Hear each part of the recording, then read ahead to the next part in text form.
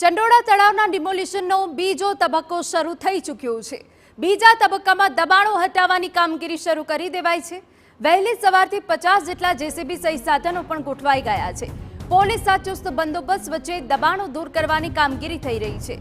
3000 જેટલા પોલીસકર્મી અને 25 એસઆરપીની ટુકડી બંદોબસ્તમાં છે। 2.5 લાખ ચોરસ મીટર જમીન પરથી દબાણો દૂર કરવામાં આવશે। આગામી 3 થી 4 દિવસ સુધી દબાણ દૂર કરવાની કામગીરી ચાલશે। તો ઘૂસણખોરી પર એક્શન, ત્યારે તમામ જે ગેરકાયદેસર બાંધકામ છે તેને દૂર કરવાની કવાયત હાથ ધરવામાં આવી છે।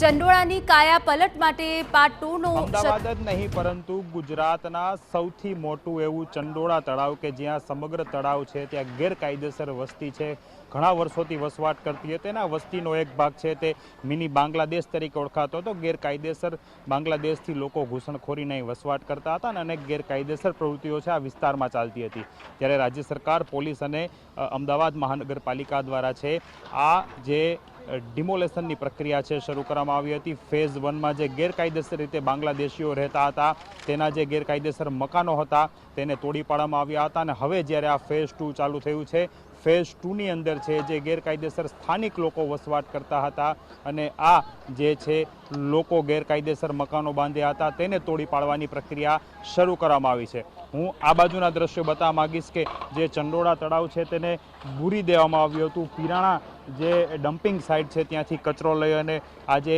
તમામ જગ્યાઓ છે તેને બૂરી તેના ઉપર કાચા પાકા મકાન છે તે બનાવવામાં આવ્યા હતા અને આ જ રીતે સમગ્ર તળાવ છે તેને બૂરી દેવામાં આવ્યું હતું। જે રીતે દ્રશ્યો જોઈ શકો છો કે અંદાજિત જે અત્યારે છે 8000 જેટલા આ ફેઝ 2ની અંદર છે કાચા પાકા મકાનો તોડવાના છે। આ તળાવ છે આટલી ખૂબ જ નાનું તળાવ છે પરંતુ આનો વ્યાપ જોવા જઈએ તો 5.5 થી 6 કિલોમીટરનું આખું ચંડોળા તળાવ છે। ગુજરાતનું સૌથી મોટું તળાવ છે અને તમામ જગ્યાઓ છે તે બૂરી દેવામાં આવી હતી। ફક્ત થોડા અંતરમાં જે પાણી છે તે જોવા મળે છે અને અહીં તમામ જગ્યાઓ પર પુરાણ કરી અને કાચા પાકા મકાનો બનાવી દેવામાં આવ્યા હતા। હવે તમામ જગ્યાઓ છે ત્યાં ડિમોલેશન શરૂ કરવામાં આવ્યું છે। ફેઝ 2નું આ ડિમોલેશન છે અને જે રીતના તમામ આ જગ્યાઓ છે ગેરકાયદેસર વસવાટ કરતા હતા, લોકો પાસેથી ભાડા વસૂલાતા હતા, અસામાજિક તત્વો છે તે અહીં લોકોને વસવાટ કરાવતા હતા, ઝૂંપડા બાંધતા હતા અને અલગ અલગ છે તે ગેરકાયદેસર વ્યવસાયો પણ ચલાવતા હતા।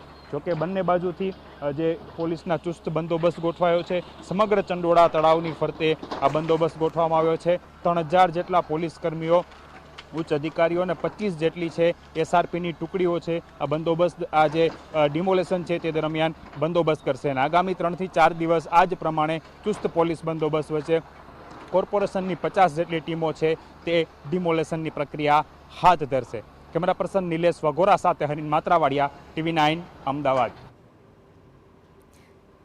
તો બાંગ્લાદેશીઓના અડ્ડા પર ગુજરાતના સૌથી મોટા સફાઈ અભિયાનના પાર્ટ 2ની શરૂઆત થઈ ચૂકી છે। દાયકાઓથી અમદાવાદમાં ગંદકી કરી રાખી હતી તે અભિયાનનો હવે બીજો તબક્કો શરૂ થયો છે। ચંડોળા તળાવમાં કોર્પોરેશનનું મેગા ડિમોલ્યુશન ફેઝ 2માં કામગીરીની શરૂઆત થઈ ચૂકી છે। લગભગ જોઈએ તો 16,000થી વધુ ગેરકાયદેસર બાંધકામો અહીં જોવા મળતા હતા અને આ જ ગેરકાયદેસર બાંધકામો તોડવી પાડવાની કામગીરી કોર્પોરેશન અને તેની ટીમ દ્વારા કરવામાં આવી રહી છે। નોંધપાત્ર બાબત છે કે જે રીતે કામગીરીની શરૂઆત કરવામાં આવી છે, કોઈપણ પ્રકારના વિઘ્ન વિના, કોઈપણ પ્રકારની તકરાર વિના આ કામગીરી થઈ રહી છે। કોર્પોરેશનના ડેપ્યુટી કમિશનર આપણી સાથે છે, તેમની સાથે વાત કરીશું। રાવલ સાહેબ, જે રીતે કામગીરી ચાલુ રહી છે, કયા પ્રકારની કેટલી મેન પાવર, કેટલી મશીનરી લગાવાઈ? અમદાવાદના ટોટલ 7 ઝોન છે। આ 7 ઝોનમાંથી 7 ટીમ એટલે ટોટલ 50 ટીમ અહીંયા અત્યારે ડિપ્લોય કરવામાં આવી છે અને સવારે 7 વાગ્યાથી આ કામ શરૂ કરવામાં આવેલું છે। પરમાર સાહેબ આપણી સાથે છે। પરમાર સાહેબ, ખાસ તો કયા પ્રકારની જે વસાહતો છે તેને પ્રથમ ફેઝમાં દૂર કરવાની કામગીરી, કારણ કે ચંડોળાના 2 ભાગ અન્ય પણ થઈ ગયા હતા, નાના ચંડોળા તરીકે આ વિસ્તાર ઓળખાતો હતો। ચંડોળા તળાવ એક જ હતું, એના નાના ચંડોળા અને મોટા ચંડોળા વચ્ચે જે સ્ટ્રેચ બન્યો હતો બેને જે અલગ પાડતો તે સ્ટ્રેચ જ દૂર કરવામાં આવ્યો છે પહેલો, અને બંને એટલે આખું ચંડોળા તળાવ એક થઈ જશે। કલેક્ટરશ્રી દ્વારા જે માપણી કરીને જે ચંડોળા તળાવની હદ આપવામાં આવી છે એ ટોટલ હદની આવેલા તમામ દબાણો આમાં દૂર કરવામાં આવશે। દબાણો દૂર કરવાનું પ્રથમ તબક્કામાં તળાવની અંદરના ભાગનું આયોજન છે, ત્યારબાદ ડેવલપમેન્ટ માટે કયા પ્રકારની તૈયારીઓ છે? ડેવલપમેન્ટનો ઓલરેડી પ્લાન બનેલો છે. 7 ફેઝમાં ડેવલપમેન્ટ એનું કરવામાં આવશે. એકવાર આની ડેબ્રીઝ હટી જાય, એનું ફેન્સિંગ થઈ જાય, આજુબાજુમાં રસ્તો બનાવવામાં આવશે અને કાંકરિયાની તર્જ ઉપર એને ડેવલપ કરવાનું પ્લાનિંગ છે. જે રીતે જોઈએ તો પ્રથમ તબક્કામાં તળાવની અંદરના ભાગનું છે. તળાવની બહારની આજુબાજુના જે ગેરકાયદેસર બાંધકામ છે તેનું આયોજન કયા પ્રકારનું છે? તળાવની હદ જે પણ છે, કલેક્ટરશ્રી દ્વારા DLR દ્વારા જે માપણી કરીને આપવામાં આવેલી છે, એ હદમાં આવેલા તમામે તમામ ગેરકાયદેસર દબાણો, બધા ગેરકાયદેસર છે, કાંઈ વોટર બોડી છે ટોટલ, એ બધા જ દૂર કરવામાં આવશે.